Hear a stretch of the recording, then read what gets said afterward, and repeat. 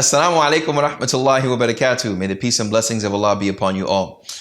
The other day I was sitting in my dining area and I was reading, and my son walked downstairs into the kitchen, walked in the kitchen, opened the refrigerator, got what he wanted to drink, and then was proceeding to walk back to the stairs. And I stopped him. I said, son, I know we know each other, and I know you've known me for a long time, as a matter of fact, but give me salams. Let's give salamu alaikum. Give it a try. Assalamu alaikum. He says, well, assalamu alaikum. And I know he's saying that because I already know my dad. We know each other. I mean, I'm just saying salamu alaikum. I'm so used to saying it. But we have to realize that this word assalamu alaikum is a dua, or it's a khabar. It's news about Allah subhanahu wa ta'ala being as-salam. Therefore, he gives the peace to other individuals, other forms of creation, or we ask him to give us the salam upon you. So when I say assalamu alaikum, may peace be upon you. I know all of us want peace in our households now, being with this COVID-19, and even outside of the COVID-19 virus era time frame. Do we want peace for our family members? We may want peace in our households, but do we want peace internally for each family member? That each family member that we have, we want them to have this tranquility and ease, no panic in their hearts, or they have enough ease in their minds and their hearts to try their best to take the means in easing the panic or fear within other family members. Assalamu alaikum. You know, when we wake up, we say that to our family members, and we have the intention, it is a dua. It's a dua you're making for them.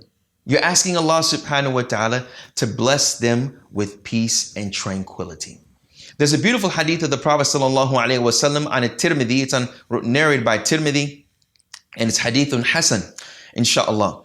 Where Uqbat ibn Amir, he came to the Prophet sallallahu alaihi wasallam and he asked him about fitna. If there's a time of fitna, what do we do?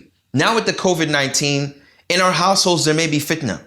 You know, there may be war, not with guns and not with grenades and not with fighting each other with knives and weapons, but it's a different kind of fitna. It may be a family member that you never wanted to speak to. This time you have to speak to them. There may be some tension that's between you all, and when you all walk past each other in the kitchen, it may start.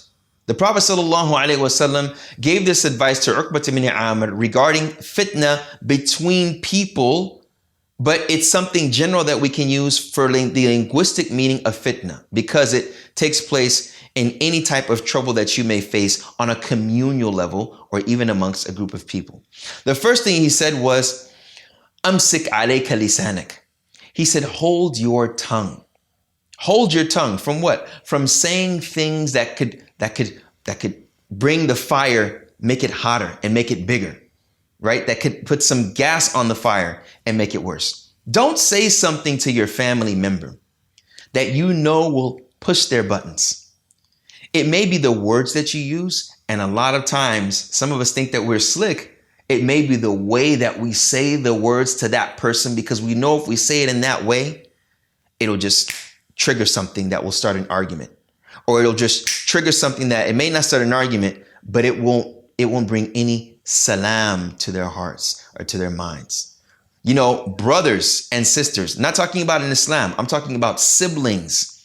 Many things that we say, especially the older siblings to the younger ones, we may say hurtful things to our younger brother or younger sister and may not even think twice about it, but it has a long-lasting effect on how they live as human beings in the future.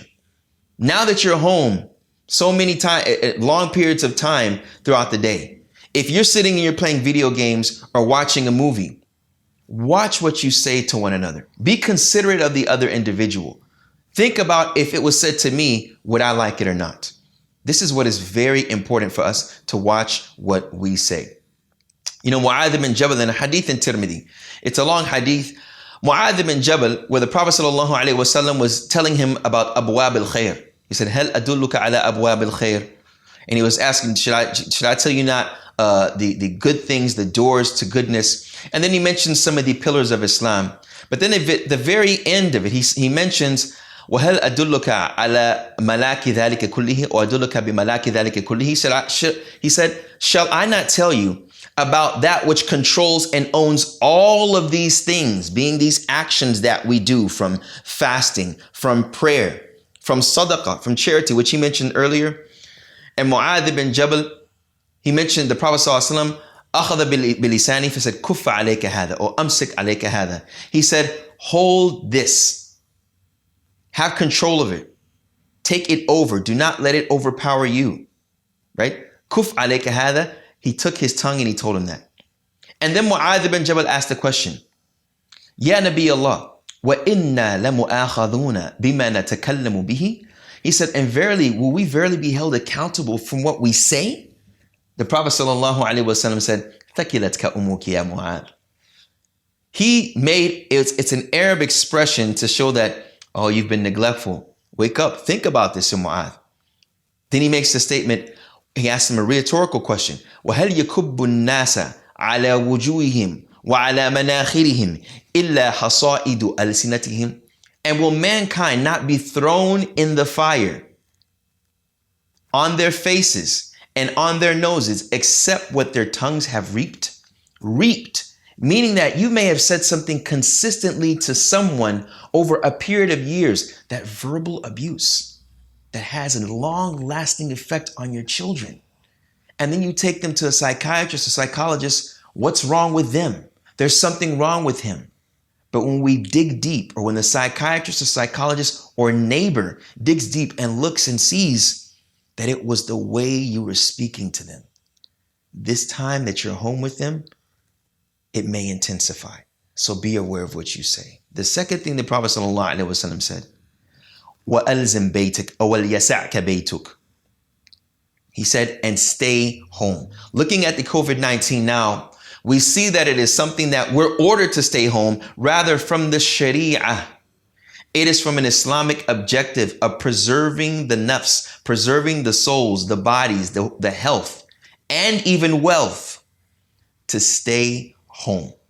As subhanAllah, the opposite is to be in the masjid to the best of your ability and be with the community. Now, the obligation is to stay home, particularly depending where you're at. But generally, we could say generically, it's recommended to stay home. The Prophet ﷺ said, وَلِيَسَعْكَ بَيْتُكَ, to stay home and stay away from the fitna. Even scholars had difference of agree. Is it better to have uzla, to be away from the people in general? But we know with other proofs that depending on the situation. But in any case, now with the COVID-19, it's important for us to stay home during times of fitna, to where it could be pandemonium. And thirdly, the Prophet ﷺ said, وَابْكِي عَلَى خَطِيئَتِكَ, and to cry over your sins. Now that you are home, please look at this as an opportunity. Do not look at it as everyone is destroyed. Do not say with your tongue at the dinner table, everyone is destroyed. The world's coming to an end. We're all going to die. We're all going to get sick. What are we going to do with a look of worry on your face, especially the leaders of the household? Do not show worry and panic. Rather, when you are alone and you are at home, look at your mistakes and cry over your mistakes. So use this time that you have, the second form of advice, to implement the third. When you're at home alone now, think of what you've done. Evaluate yourself. Have a purpose, and let that purpose push you every single day to be humble.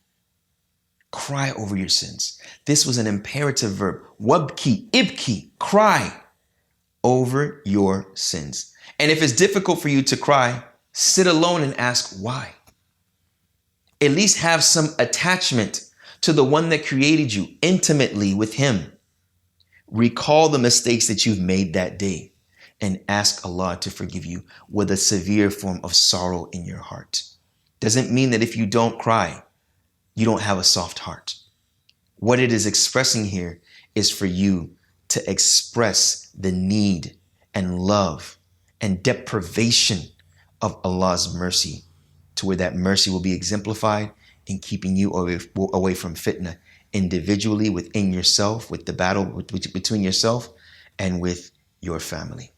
May Allah subhanahu wa ta'ala make us of those that watch our tongues. May He make us of those that stay home protecting ourselves and others as our civil responsibility. And may He make us of those that cry over our sins with reflection, redemption for renewal. Assalamu alaikum wa rahmatullahi wa barakatuh. Thank you.